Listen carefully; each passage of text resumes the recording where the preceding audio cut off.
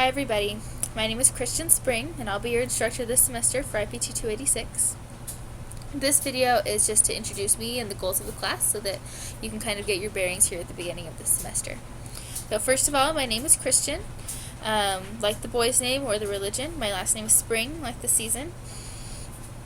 I'll answer any combination of those things and most iterations of Christian because it's a little bit hard. This is my husband Austin. And we don't have any kids yet, just the two of us. We're both from Hawaii, Laie specifically on the North Shore of Oahu. This is where we're from. And I personally love to travel. This is me in Hungary. And I also, since we've lived in Utah, have gotten into rock climbing. This is in Moab. This isn't really rock climbing, but you get the idea. I am a second-year master's student in the Instructional Psychology and Technology program. My focus is on blended learning. We'll talk a little bit more about that later. And I am really excited about the ways that technology can enhance classrooms at all levels and the things that you'll be able to do as teachers once you go out into the workforce. So, first of all, one of the reasons that you take this class, that it's part of your program, is that technology is everywhere. And I just found these, my screencast is cut off the URL, but from the most recent census. And this is a bar chart that kind of shows, is it a bar? I don't know. This is a chart that shows the growth of internet and computers in homes since 1984. And so you can see some years were missing, some of the data is estimated, but you can see there's definitely been a steady growth. And today, 3/4 of homes in the United States have a computer, and most of those homes have internet. Of course, we'll talk about this a little bit more in class, but the level of availability of internet is really dependent on your region. So you can see in Utah we're sort of in the middle of these like medium pink states, and then if you go to a state like California or some of these other states in the East Coast, most people will be highly connected. And then in some of these other states, especially in the South, there is more difficulty getting internet into homes and into classrooms. Where I come from is pretty medium, and I came from a very poor high school, and so I know that there are a lot of schools that don't have the money or don't have the resources at this point to have as much technology as, like, say we do at BYU. But I do believe that we're on an upward trajectory, just like in schools, just like we have been in homes. More and more students are getting computers in their homes, and more schools are getting technology also. So, of course, the main focus of this class is how we can use technology in education. I just thought this was funny. Most children especially, and teenagers, people who you will be teaching when you graduate, are very used to technology. They have phones. Oh my goodness, I didn't even plan this. And iPads within reach of them on their couch. And they're used to playing games and checking their email and things like that. But a lot of the time, even as college students, we're not as prepared to use technology in our learning. And so we're hoping that through this class, you'll be able to use technology in your learning and especially in your teaching when you become teachers. So, of course, there are some roadblocks. I just looked up a few of them, but there are many. It's hard for teachers to change, hard for people in general to change anything that they do often, and that is a big issue for bringing technology into schools, because you have your plan, you have your books, you have the things that you do in your classroom, and it is hard to revamp all of those things.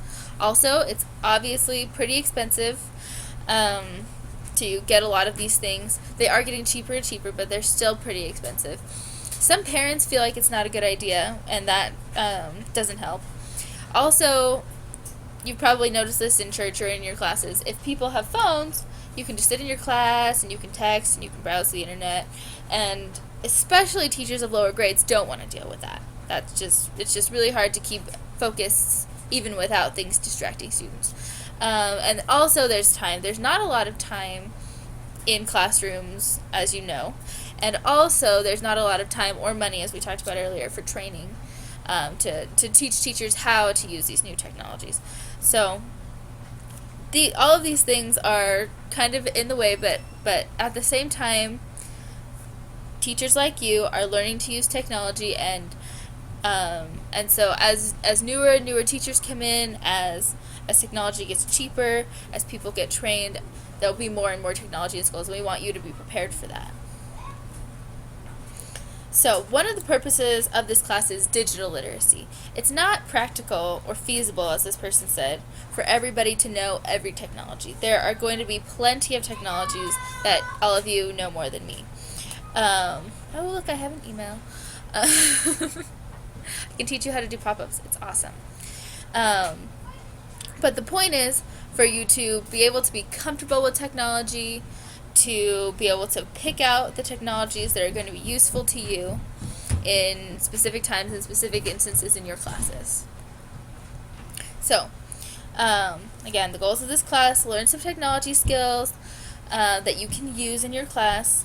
We don't want you to do anything that's not useful to you. So, for instance, one of our projects is to make a video, and that's one of the big projects for this class. If you don't feel like you're ever going to use videos, but you think you might use podcasting or some other sort of connected technology in your classroom, come talk to me and we can come up with a different project for you so that what you're doing is actually useful for you and your future classroom.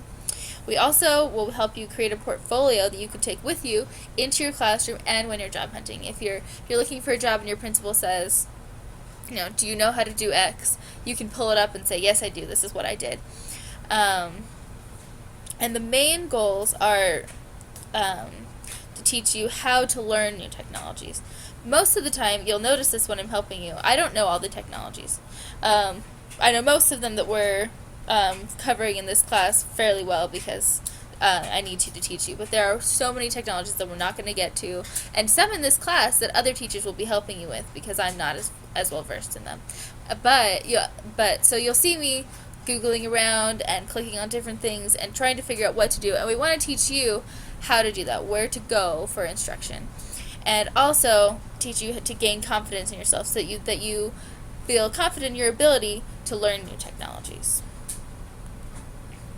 So also, another thing to know about this class is that we'll be learning in a blended learning format.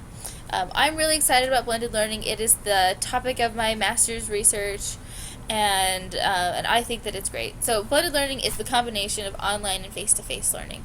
So online you're familiar with. It's like independent study, things like that. Face-to-face is what you do most of the time when you're in class.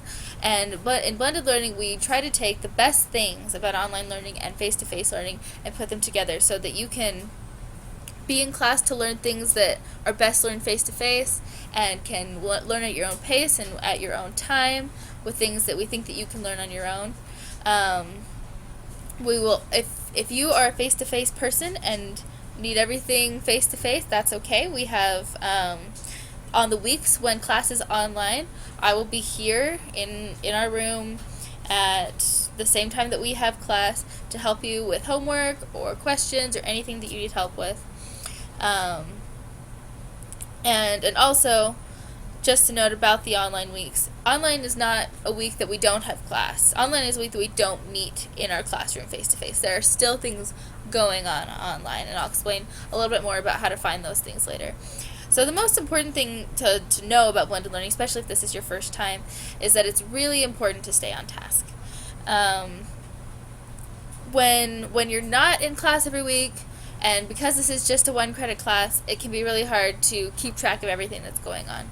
And so I'll talk a little bit more later about the ways that you can keep up and manage your time and make sure that you're keeping up with the class, because we've set things up so that it shouldn't ever be a whole bunch of work at one time. We've broken up the major projects, and we want you to work on things a little at a time so that it never gets overwhelming.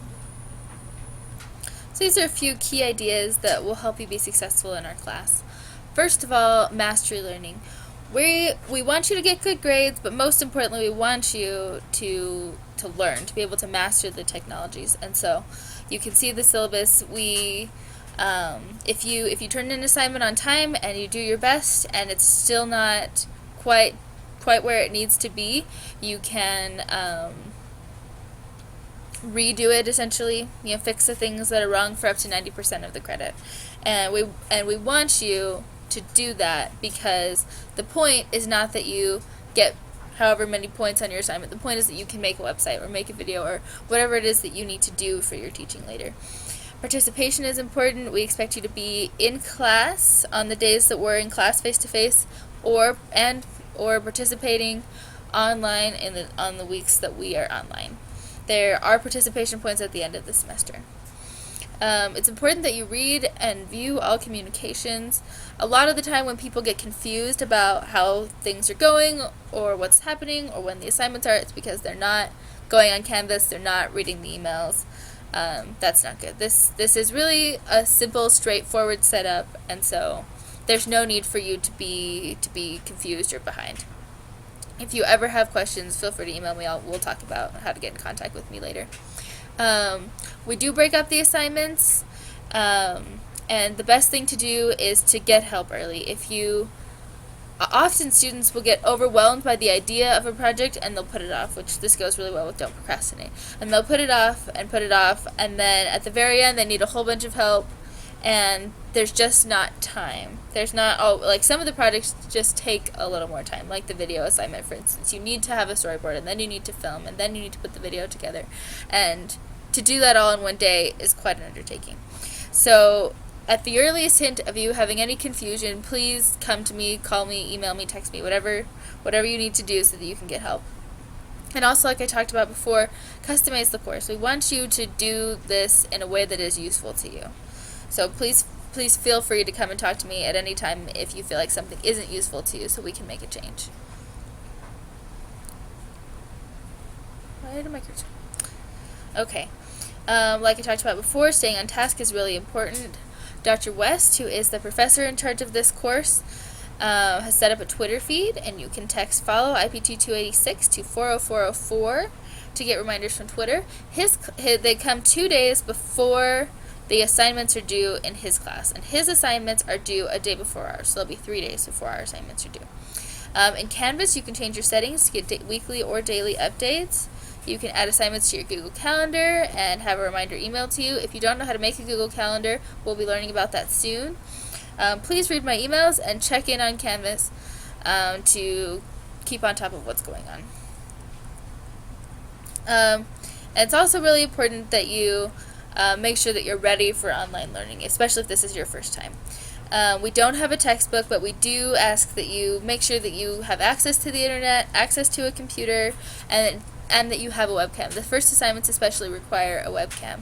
So if you don't have a webcam, borrow one from somebody, or you can check them out in the tech lab in the McKay building, or many of the computers on campus have webcams also. That's all for this. I'll get more into the nuts and bolts of how the class works in the next video. Thanks.